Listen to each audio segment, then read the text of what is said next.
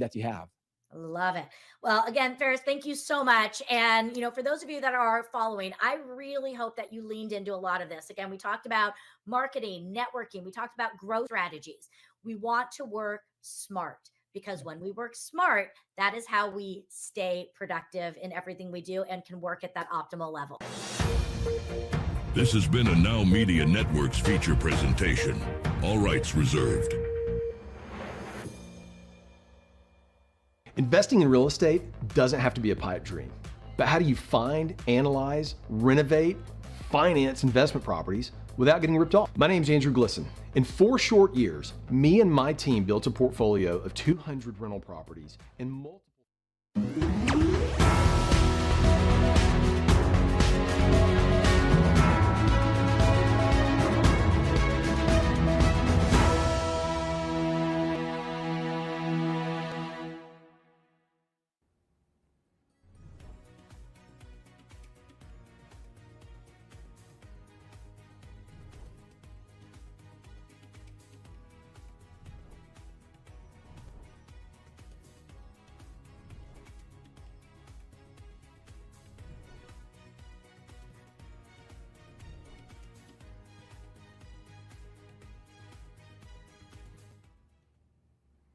Hello and welcome to Salaam Namaste.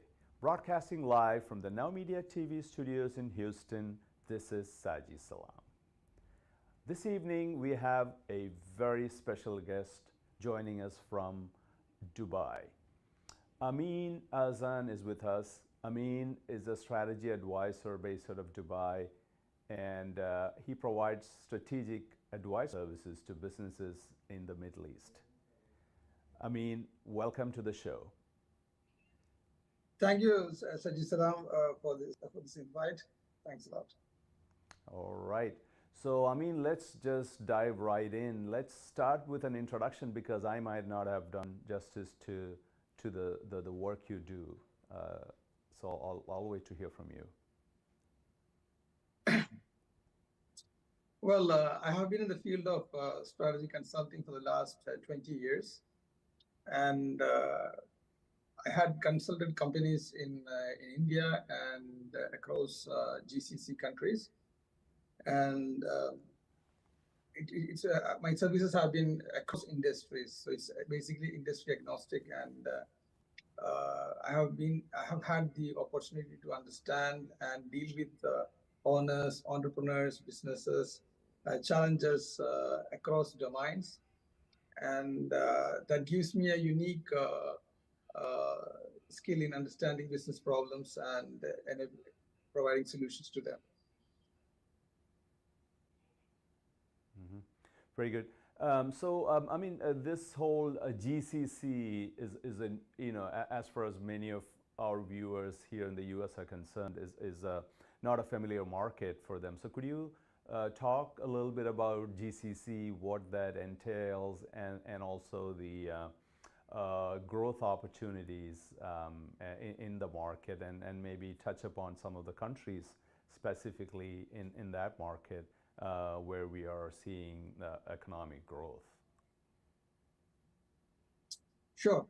GCC actually refers to countries like UAE, Oman, Qatar, Saudi, Kuwait, Bahrain. And these are the countries that are actually part of the Middle East. And they are very famous for having a lot of oil reserves. And the oil economy has played a very crucial role in the kind of developments that we have seen in the last 50 years. And as of today, where we stand, the GCC economy is in several ways moving ahead of the global averages.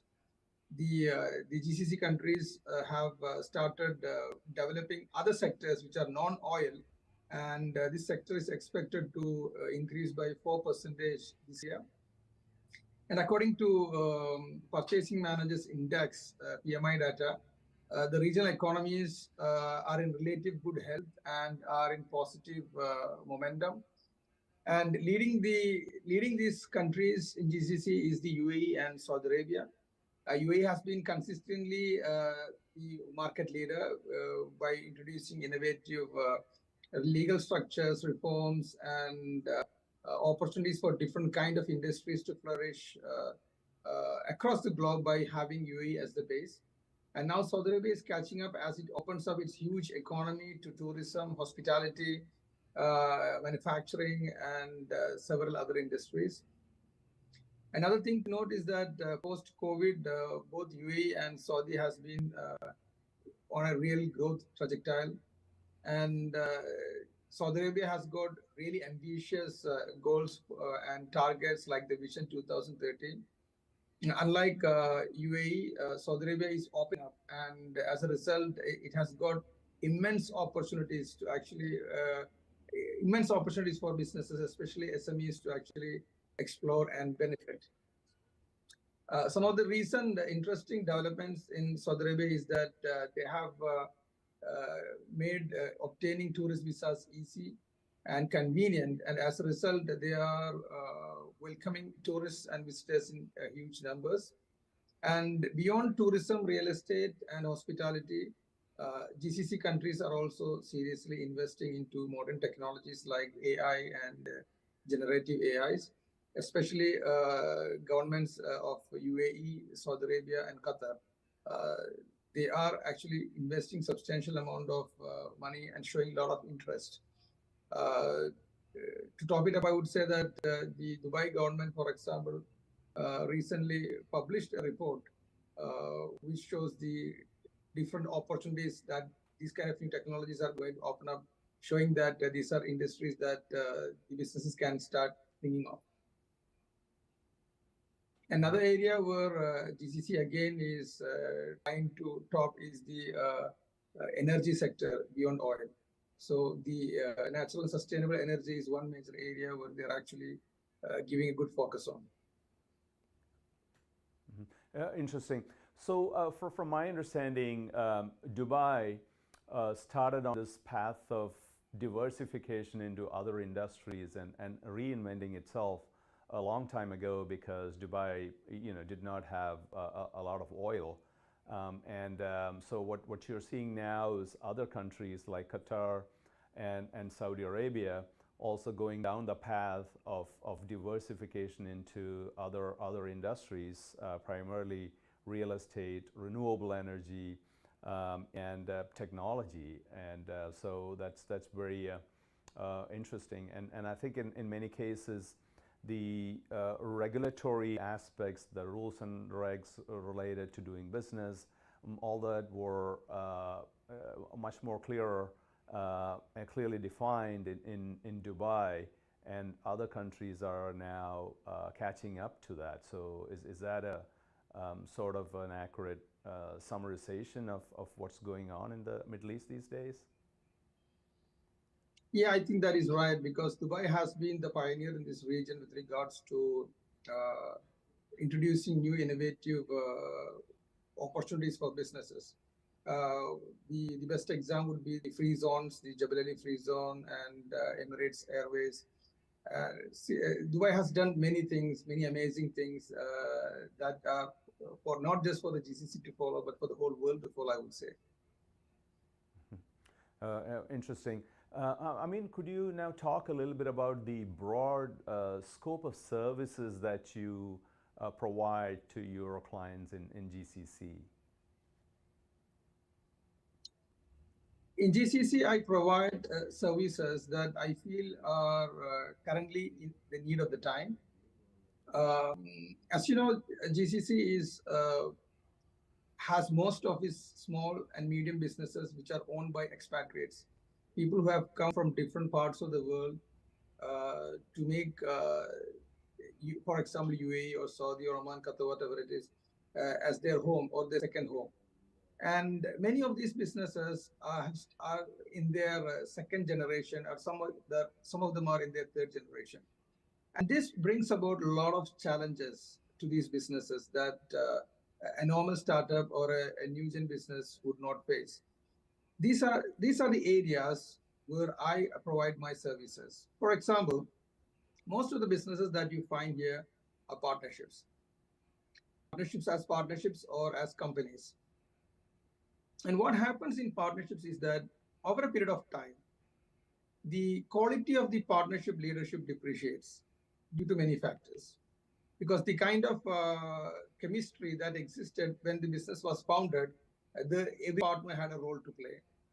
And what happens over a period of time is that the external and internal systems, the situations changes, which makes some of the partners obsolete in a way. They don't have a role to play anymore, or their roles are not required in the way it was required in the past. Or in certain cases, due to disruptions, they have absolutely no skill or idea to deal with the situations of the present situation. So in these cases, what usually happens is that the kind of chemistry that partners had with them will start to have cracks, because some partners will feel that they have a strong role to play while the other person is not, but they are sharing the profits in the old ratio itself. So these are areas that can actually aggravate and at later stages be the cause for partnerships to fail. So we are talking about successful businesses failing because the partners were having issues. So this is one area where I provide my consulting services, wherein I advise partnerships to be effective and act professionally, befitting the present times. Another area where I actually serve clients is that businesses over a period of time fail to change their business models. They keep on holding back to the old model, which was successful a few years back, and they suddenly start seeing sales dropping, customers disappearing, and the only solution that they know is to increase their marketing or sales budget or start pressurizing the sales team, but to no avail. The fact is that their business model is dead, and the time has come for them to reinvent a new business model for them. So this can be easily said than done. It's very difficult for organizations that have been for decades. When the whole system is built around those business models, to change it means changing at different levels. It involves substantial change to the culture, to the people, to the systems, the processes, even the customers, and it's not easy. So I advise companies on how they should implement changes when it comes to their business model, and how to find a new business model that matches them. That's also as important as being ready to make that change. It's an interesting conversation so far. I mean, let's come back after a quick commercial break to continue this.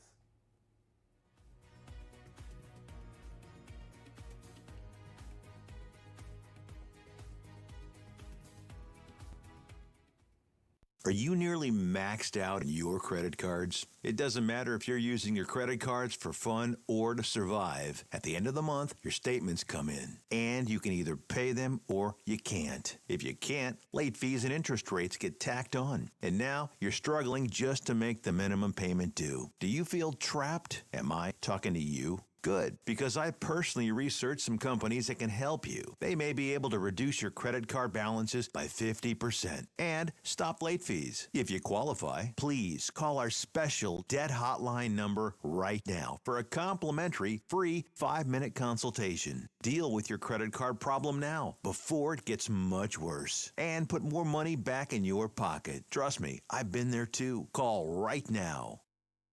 Call 855-993-2096 right now. That's 855-993-2096. If you're on supplemental oxygen, heavy and awkward tanks can be a burden. Now you can leave home and leave the tanks behind with Inogen, portable oxygen therapy that moves with you. With my Inogen, now I'm able to do the things that I've always loved. I just press the button here, and there's my oxygen. Inogen systems are so small and light, you're free to leave the house without the hassles of an oxygen tank. I could play golf again. I could go grocery shopping. I'm free again. With the Inogen, I can handle my own oxygen. I can carry my own oxygen. I go anywhere with this. Look how small it is. And right now, you can try an Inogen portable oxygen system for 30 days risk-free. Call us right now. If you qualify, we'll send you an Inogen system to use for 30 days risk-free. Your insurance may even cover your new Inogen system. If you're on oxygen, you need to be using an Inogen. Call 800-367-1753. That's 800-367-1753. Artritis, inflamación, reuma, dolores articulares, dolores musculares, dolores, dolores, dolores, muchos dolores, una solución.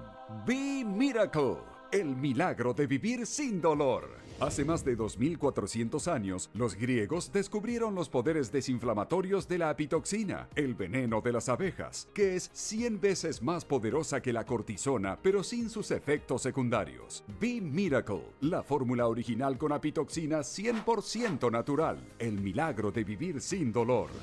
Yo me acostumbré a vivir con dolor y con alta presión. Fue como un milagro. Empecé a tomar la capsulita de veneno de abejas y se me calmó el dolor. Mi presión está normal y hasta el carácter me cambió. A nosotros nos gustaba pasear, caminar, bailar, ir a la discoteca, pero nos llegó la artritis y nos arruinó todo.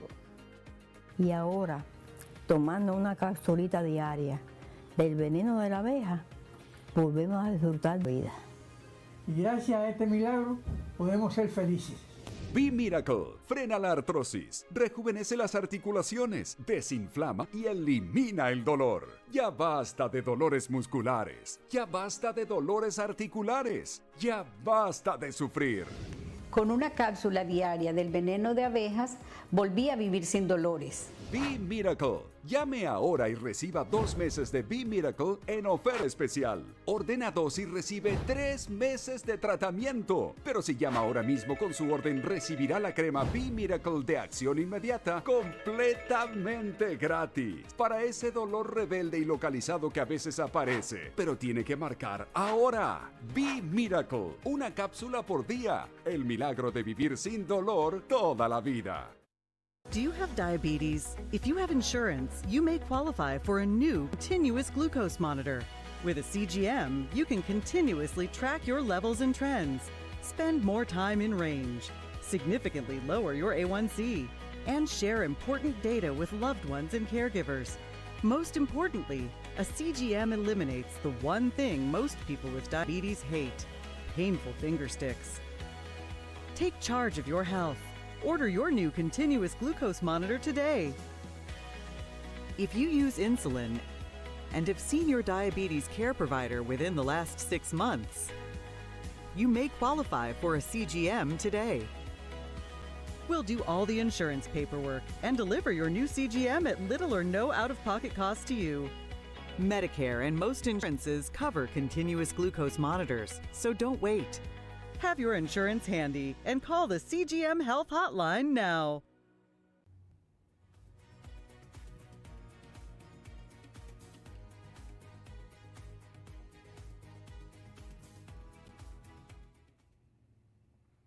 Welcome back as we continue this interesting conversation with Amin.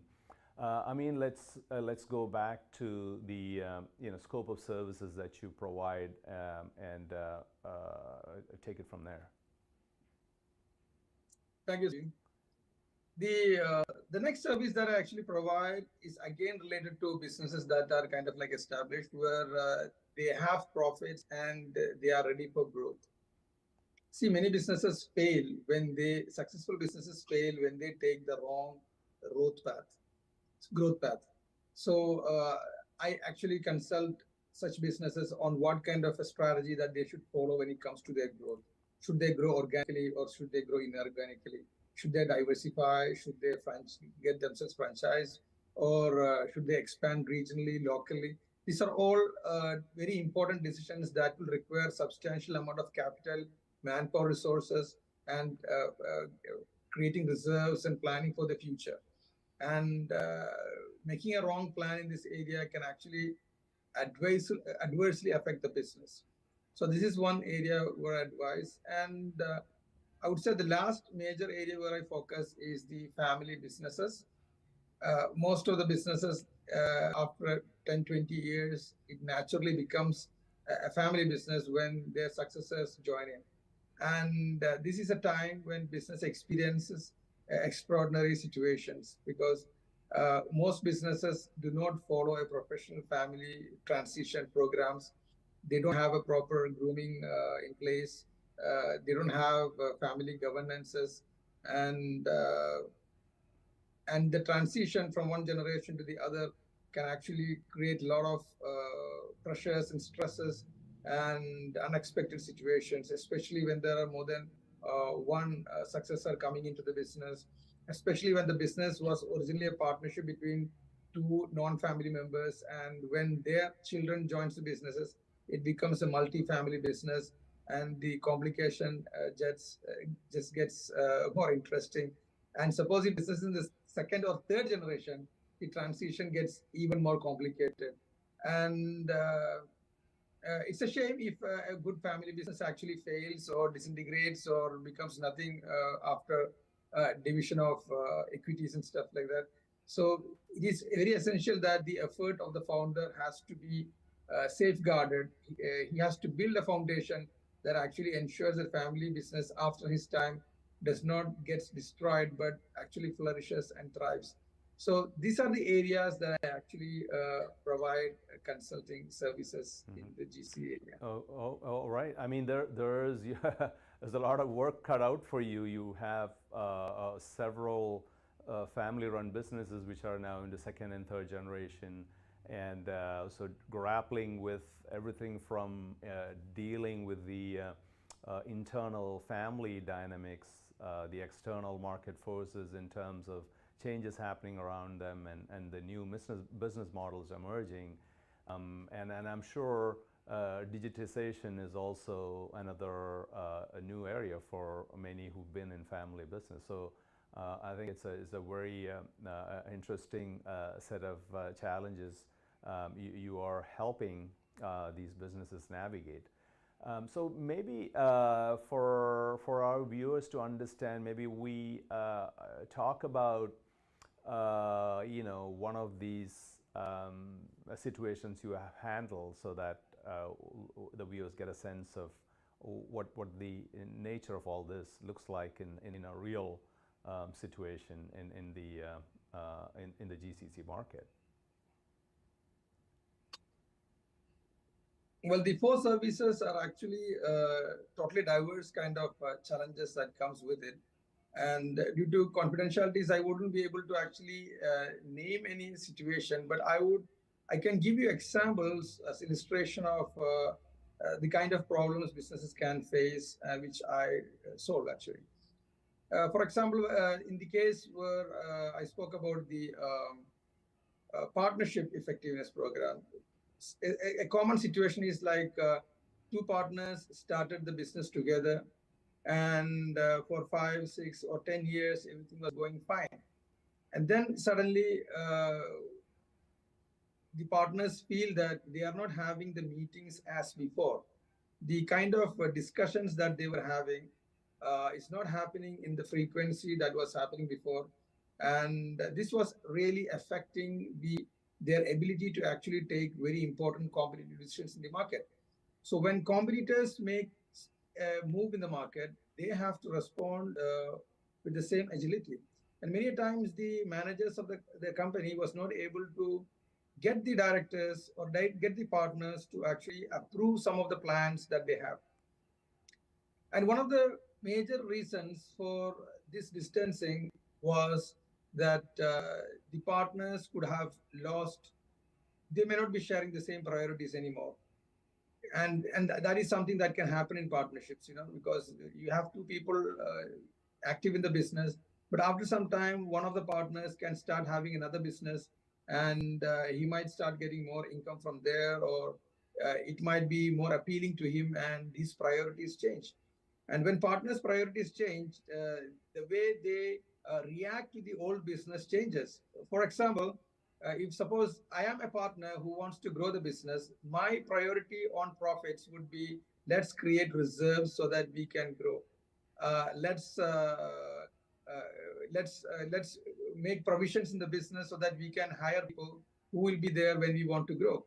But if you are a partner who does not have this business as the priority, and you would like to have the dividends totally withdrawn so that you can fund your other business to grow, naturally, this is a decision that you will not be supporting, because you don't want reserves to be kept. You don't want the dividends to be cut short. You need that proper full dividend to be distributed. And this can create friction. This can create a lot of unpleasant moments between the partners. So this is a case where what we typically call lack of shared vision. This is a time when that shared vision is the main culprit that is actually creating a problem within the partners. And the interesting thing is that many a times these partners would not be speaking about it directly. They just assume that this is what he is up to. This is this is the reason why he's not being proactive.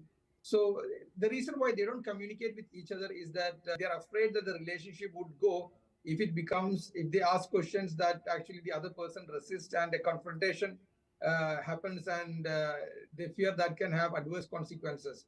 So the partners do not touch point on the sensitive areas, and they keep revolving around the bush, ignoring the elephant in the room. So this creates a lot of problems in partnership businesses. So this is where I come in, and I have a leadership audit session with them, where I have a meeting with each partners, and I get to understand them better. I get to understand their strengths, their weaknesses, and their priorities. Like where do they see themselves? Where do they see this company? Where do they see their businesses? And I also have sessions with their managers, because managers will be the people who actually deal with them regularly. And I try to get how they perceive the situation and how they see the challenges the leaders are facing. And after that, I do a gap analysis, and I compare their present situation with the ideal situation where they should have been. And based on that, I make a presentation and I tell them where they stand and where the gap is and how we are supposed to fill it. And the next step would be having a shared vision.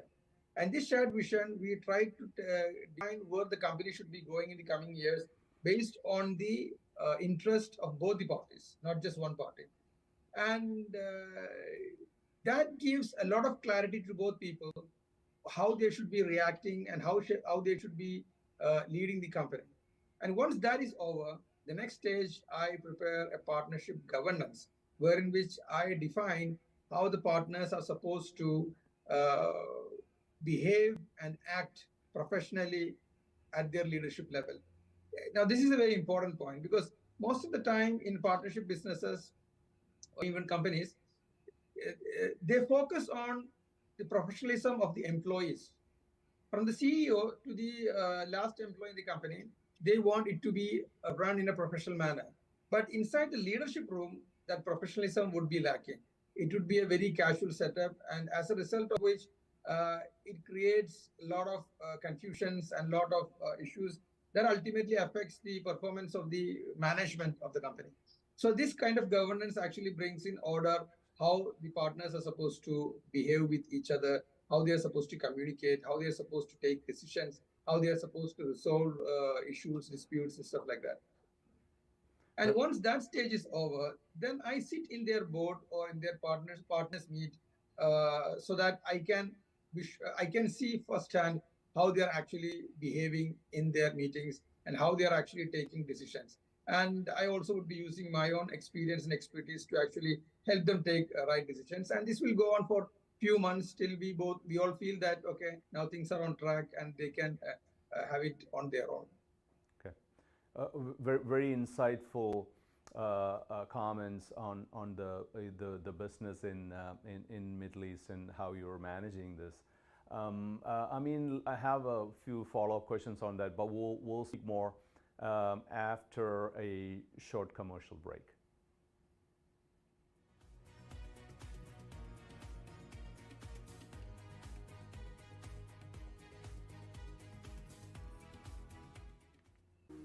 Do you have a car sitting around you want to get rid of? Well, here's a great idea. Donate your car now to help local veterans in your area. Yes, just make one fast call to the Veteran Car Donation Program. Within a few days, we'll come and remove your car for free. You can donate any car in any condition. We'll use our vast network to sell it. The proceeds raised go to help local veterans and their families. And you get a tax deduction. And all you need to do is make this free call. clean your yard up, get rid of an old car, and help the vets. We make it easy. Make this free call now. Book your fast and easy pickup. Call the Veteran Car Donation Program now.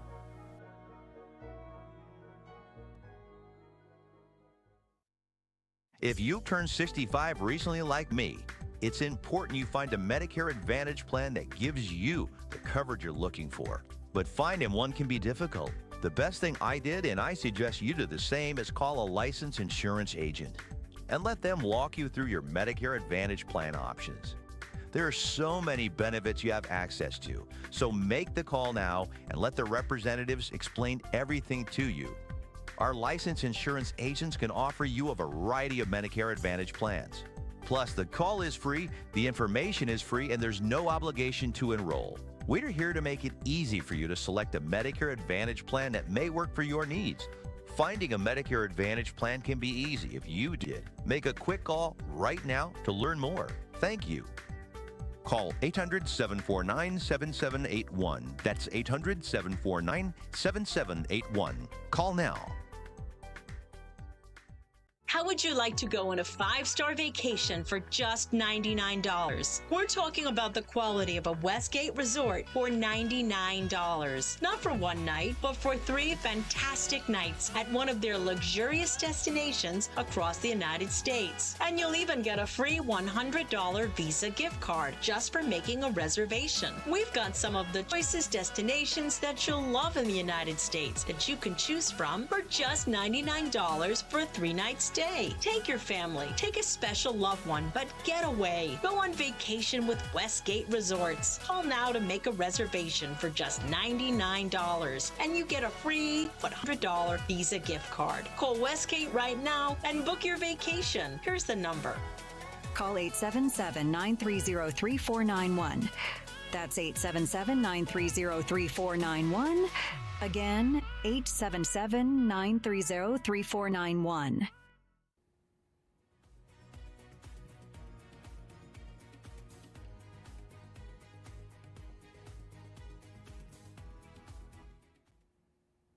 Welcome back as we continue this fascinating conversation with Amin. I had one very, a relevant question regarding partnerships, and that is regarding operating agreements. So the partnership situation, as you pointed out, seems to be very unique.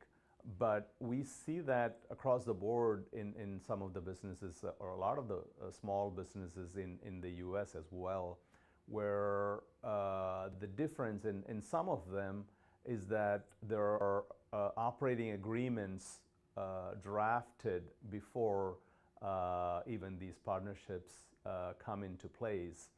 And so the operating agreement goes in a lot of detail in terms of what to do, what not to do. And so that becomes sort of the guideline which kind of keeps the partnerships focused on what they can and cannot do. So the segue to that is, how do you see those legal contracts and operating agreements and the like being put into place, or are these businesses more or less informal in terms of how they set up these partnerships? The thing is that most organizations, or most partnerships, when they form, they sign a partnership deed. Or if it's a company, it's going to be a memorandum of articles or article of association, as we have it in India, or memorandum as we have it in UAE. But these documents focus mainly on the ownership part. What is the kind of businesses that business will do? What is the kind of profit ownership share that each partners are having? How the profits will be divided? And so basically it's about what the business scope would be, and what it would be doing, what it won't be doing, and what the ownership structure would be. But this helps actually define the ownership and the kind of profit distribution, stuff like that. But what I'm talking about governances is how they are going to act as leaders in the business. And this can be much more detailed than what is actually written in a partnership thing. And this need not be even a legal document. It's actually more of an understanding document, uh, so that they can conduct the business in a proper manner. The other one is kind of like a legal document, which actually is important to define the ownership and the kind of the legal limits of that business. While the other one is a kind of like semi-informal one, but which focuses on ensuring that the business people, the partners, manage the business professionally. So that's the difference between these two kind of structures that I have to build. Mm-hmm. I think we see some of that governance issues even in many organizations, including startups which are of a critical mass. I've seen this in companies which are doing 50 to 100 million in revenues, but still not having good governance and even basic governance like meeting management or meeting schedules and who needs to be there, so from very basic levels of meeting management to more governance across departments. I think even many medium-sized U.S. businesses struggle with a lot. So I'm not surprised that family businesses have these challenges as well. But I think it's good to hear from you that you're providing these critical services for those firms. So now let's jump to a little more nuanced discussion here on the family business continuity, because now you're involving another element, beyond partners. Now you're involving family and then family of partners, and so I think that gets a lot more complicated. So maybe you could talk about a scenario or two where you had to deal with family business consulting, continuity consulting situations. Family business is actually a new area that I'm actually handling, especially since I came to UAE. I have to mention that I have been in India for a long period of time, providing, and I have a consulting firm there as well. And it's last 2 years that I'm now relocated to UAE to handle GCC clients. And when I came here, I did have 6 months of study where I was trying to find the niches that was required in the market right now. And that is when I actually discovered that the family businesses, the businesses that were established some 50 or 40 or 50 years ago, are maturing into their second generation. Most of them are maturing into their second generation now, and they are facing problems. They are facing issues. This is what led me to actually do more research and more study in this topic. And at present, instead of providing consulting, I'm focusing more on creating awareness, because consulting family business is also tricky because it's a very long game. It's not something that somebody has to do today or tomorrow. It's a long game. So to be able to provide that as a consulting service in this market, I really have to make the market ready for it. And hence, my focus is more on creating awareness about the different complications in family businesses and the kind of structures that they should be building. So you would find in my LinkedIn post, I regularly post about family businesses. And I do get people asking me about improving their family businesses. And in the coming months, I would be actually starting to provide that as workshops so that people can actually get to understand the kind of process that is involved in managing a family. And it's not just doing things or taking things as it comes. And I feel that after the workshops and the awareness of the entrepreneur class would increase, and then the consulting stages would be starting up. And during the consulting, it's more or less the same structures that we follow in any consulting engagement. It's about understanding the situations through audits. It's about finding the gaps, building issue trees, and building systems and processes, and governance structures around it. So kind of like that part would be, framework would be the same, but its content and how we handle it would be different. So going back to the point you touched upon with regard to your previous experiences in this space, so do you see family businesses being open to taking advice from external sources? My understanding is that many family businesses usually take advice from their family members and others in their circle, and very reluctant to bring in external advisors. So are you seeing that change happen in the markets that you served, be it in India or in the Middle East, where they are like, hey, we need to bring in external consultants to guide us in this process? That's a very interesting question, because I would say vast majority of businesses would be reluctant to change. The thing about family businesses is that the weight on the founder is very high. Sometimes the founder would have educated his children. His children would be like, doctorates and stuff like that. But in a family business, it is he who takes the final call. So if he does not understand the importance, then that family business has problems, because once his time is done, it is very difficult for, even if his children were educated and enlightened, for them to come together. And the reason is that everybody is different. If I have 4 brothers and we are made to take that decision, all the 4 of us will have different priorities. We might love each other, we might be having good unity, but when it comes to business, we may have 4 ideas. One will say that we'll continue, the other will say that let's split, the other will say that let's go diversify into that, the other will say that we should not do anything that's adventurous. And that's the beginning of a big split. And that split does not really mean that it's going to be under an enmity or something like that. It would be, in most cases, a friendly division of assets. That's it. But so it's important that the founder is enlightened. And we know old school people, they have a very different idea about how businesses should be run and how the company should be going forward. And many of them are usually reluctant to take advices from others, because the general feel is that how does someone know about my business more than me?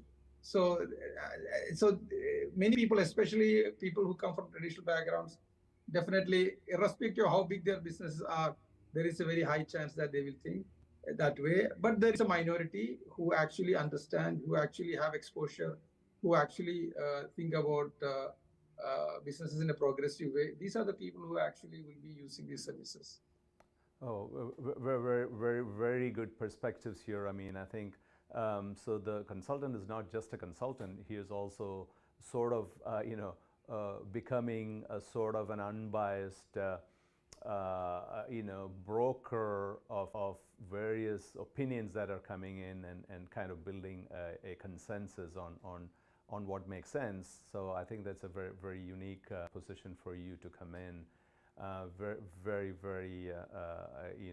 beautiful perspective here. And let's come back to talk more with Amin after a short commercial break.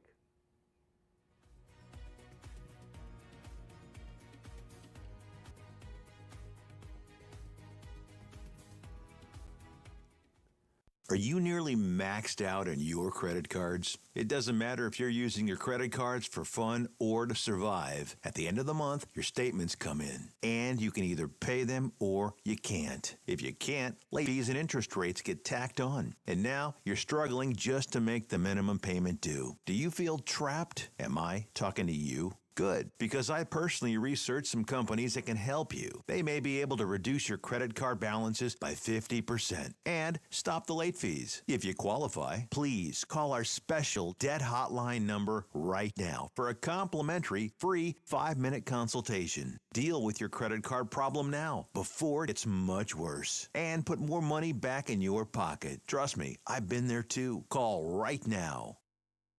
Call 855 993 2096 right now. That's 855 993 2096. Todos quieren boletos de avión baratos, pero ¿dónde los encuentras? Llamando a Vuelos y Más. Sus precios vienen directamente de las aerolíneas y son tan bajos que no los vas a encontrar publicados en ningún otro sitio. Nos especializamos en garantizarles los boletos de avión más baratos, con descuentos en habitaciones de hotel, alquiler de carros y grandes ofertas en paquetes para cualquier lugar del mundo. No importa su destino, podemos ayudarle. Gracias, Vuelos y Más. ¿Qué espera? Llame ya. Do you have diabetes? If you have insurance, you may qualify for a new continuous glucose monitor. With a CGM, you can continuously track your levels and trends, spend more time in range, significantly lower your A1C, and share important data with loved ones and caregivers. Most importantly, a CGM eliminates the one thing most people with diabetes hate: painful finger sticks. Take charge of your health. Order your new continuous glucose monitor today. If you use insulin and have seen a diabetes care provider within the last 6 months, you may qualify for a CGM today. We'll do all the insurance paperwork and deliver your new CGM at little or no out-of-pocket cost to you. Medicare and most insurances cover continuous glucose monitors, so don't wait. Have your insurance handy and call the CGM Health Hotline now. If you're on supplemental oxygen, heavy and awkward tanks can be a burden. Now you can leave home and leave the tanks behind with Inogen, portable oxygen therapy that moves with you. With my Inogen, now I'm able to do the things that I've always loved. I just press the button here, and there's my oxygen. Inogen systems are so small and light, you're free to leave the house without the hassles of an oxygen tank. I could play golf again. I could go grocery shopping. I'm free again. With the Inogen, I can handle my own oxygen. I can carry my own oxygen. I go anywhere with this. Look how small it is. And right now, you can try an Inogen portable oxygen system for 30 days risk-free. Call us right now. If you qualify, we'll send you an Inogen system to use for 30 days risk-free. Your insurance may even cover your new Inogen system. If you're on oxygen, you need to be using an Inogen. Call 800-367-1753. That's 800-367-1753.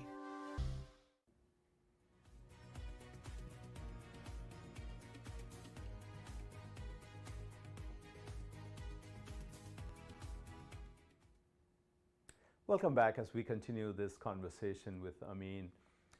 So Amin, good perspective so far. Let's talk a little bit about the other part of the business where you're helping these family businesses move on with growth strategies and getting them realigned with the new realities of doing business worldwide. Well, that is a very important area. The thing is that many businesses, when they have a substantial amount of profit and when their business model seems to be working and when they see potential to grow, they grow without a plan. See, the biggest problem with business that the people leading the businesses are usually human and they are emotional. And many things can actually influence the decision of an entrepreneur. It could be it could sometimes be something fancy. It could be the desire to be famous very fast. It could be the desire to have branches everywhere. It could be the desire to grow very fast. The role of a consultant is to actually bring logic into the expansion or the diversification. I think the process of bringing logic into decisions is the essence of all the services that I provide. If you ask me, like, what is the service that you provide, I, in one line, would say helping entrepreneurs take strategic decisions, because that's what the entrepreneurs do. They take decisions, and decisions could be with regards to growth, expansion, diversification, or it could be about continuity, or it could be about improving their processes, improving their leadership, whatever. So the one thing that entrepreneurs has to do every day is take important decisions. The rest of the work can be delegated. The rest of the work can be given to managers and other employees in the company. So this is one area, or this is the area that I actually handle. And while handling this area, it could be about changing the competitiveness, which is the business model. It could be about the growth plan, which is about organic or inorganic growth, or horizontal or vertical growth, or it could be about franchising, or it could be about expansion, geographical, national. So these are the areas that, so the essence of the whole thing is that we provide clarity and we bring logic into the decisions that they take. And getting a third party opinion actually helps businesses clear themselves out of the clutter and make decisions. And taking decisions is a very difficult process, because when a person takes a decision, he is clouded with a lot of noises. That could be from within himself, that could be from his colleagues, that could be from his partners, that could be from his family, that could be from the society. And these actually can prevent him from taking the right decisions. So this and this is the essence of the whole consulting process, bringing logic into the decisions that needs to be taken. So there was instances where we actually advised clients against growing very fast, because that might actually be bad for them, or change that the way they grow. And yeah, so this is how it goes. Mm-hmm. Oh, okay.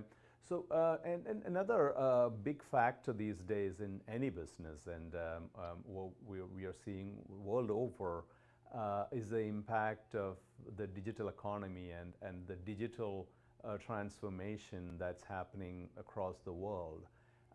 So how are these family businesses responding to the digitalization of businesses? Are they in general being proactive? How are some of your clients doing with the digital models of business, social media marketing, etc.? Could you touch upon that aspect, please? With regards to my clients, as I said, people who actually offer consultants are usually progressive entrepreneurs. So as progressive entrepreneurs, it will get reflected in all the aspects of their management. So yes, they will be opting for social media marketing because they do understand that that is the most cost-effective way of reaching target customer segments. And yes, they would be actually opting for digitalization if it's possible. So people who opt for consulting and have advisors are usually of that mindset. But the vast majority of entrepreneurs are not of that mindset. They are not progressive. They usually see changes not as opportunities, but as challenges. They see changes in government rules. They see changes in markets. They see changes in customers, all as a challenge, a problem, an obstacle that somehow that they have to find a way around it. And as a result, if they do any changes in the organization, if they bring about digitalization, if they get into social media marketing, it's not because they like to do it, but it's because they don't have any other options. They are forced to do it. And when they do it not with the will, definitely it will not be in its perfect shape, because they are not in it, So they'll always try to do it in the lowest cost model. They'll always try to do it in the least required method. And as a result, they won't be doing it right. Mm-hmm. So the people who offer consulting, they actually embrace all these things. But then again, when it comes to digitalization, there is one thing which I would like to add is that many businesses who actually want digitalization are not able to do so, because they are not having the right digitalization service providers within budgets in the market. There could be big players who provide such technologies, but it could be very expensive. And there could be small players who are providing services, but which would not be end-to-end, and it creates more complications. But I mean, there has been situations where I have been looking for my clients digital solutions, which we were not able to get, because every business is unique, and bringing digitalization to many businesses is also not easy, even when the clients actually desire it. Mm-hmm. Let me touch upon one more aspect of family business, and that is about the generational divide or generational alignment. So how do you see the new generation of family members who are coming into the business with, let's say, a lot of overseas education versus the traditional and the practices they want to bring in versus the traditional business strategies that the founders had been leveraging? Do you see a divide, and if so, what are you seeing as a solution? That's a very relevant question, and that is the essence of most of the issues that family businesses face, the generation gap. Today we live in a world where there is several generations living together. You have the boomers who are of my father's age. You have the generation X who are of my age. Then you have the generation millennials or the generation Y. Then you have the generation Z who are actually in the who are actually in the entry-level jobs right now, and the Y in the mid-level jobs. And now you have the alpha who are in the colleges and schools who are actually going to enter the market. And addressing this issue is impossible without knowing what differentiates between these generations. Quite often what happens is that you have a baby boomer, a decision maker, who is trying to create an incentive system for his generation Z or generation Y children so that he can make the business interesting for them. And it fails because he does not really know what makes them happy. Every generation has their own priorities. Every generation has the things that click with them. And what clicked with the previous generation will not click with the generation that's below them. And unless we know what the other generation thinks and what they think of as important, as a businessman, as an employer, as a manager, as an employee, as a team player, or even as a father or a mother, the relationship will not be good if we are not able to understand the other generation. And this is very complex situation. We have to understand what triggers each generation and build processes inside the organization to motivate such employees, build such processes inside leadership to ensure that you know how the other leaders are functioning. And in family businesses, the founder has to know what triggers his generation. He can build a structure that attracts them.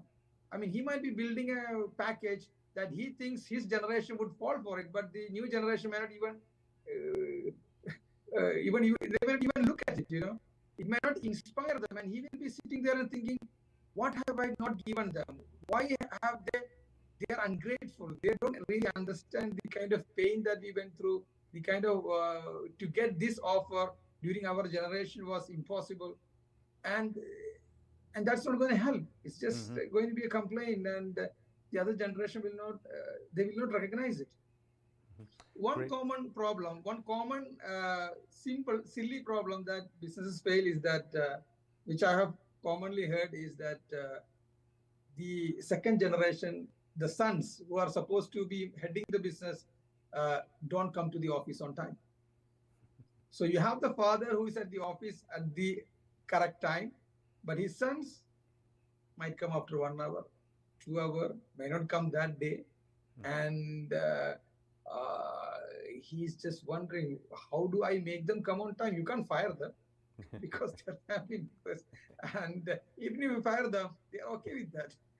I mean, you know, so that's a dilemma that they do not know how to solve. So this is because they do not understand how they think. Great.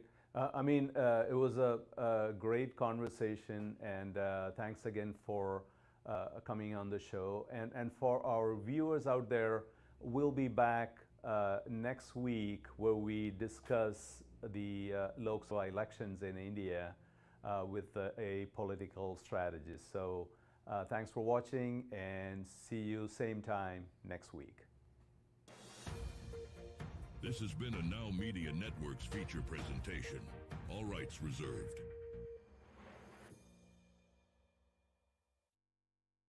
If you turned 65 recently like me, it's important you find a Medicare Advantage plan that gives you the coverage you're looking for. But finding one can be difficult. The best thing I did, and I suggest you do the same, is call a licensed insurance agent and let them walk you through your Medicare Advantage plan options. There are so many benefits you have access to, so make the call now and let the representatives explain everything to you. Our licensed insurance agents can offer you a variety of Medicare Advantage plans. Plus, the call is free, the information is free, and there's no obligation to enroll. We're here to make it easy for you to select a Medicare Advantage plan that may work for your needs. Finding a Medicare Advantage plan can be easy if you do what I did. Make a quick call right now to learn more. Thank you. Call 800-749-7781. That's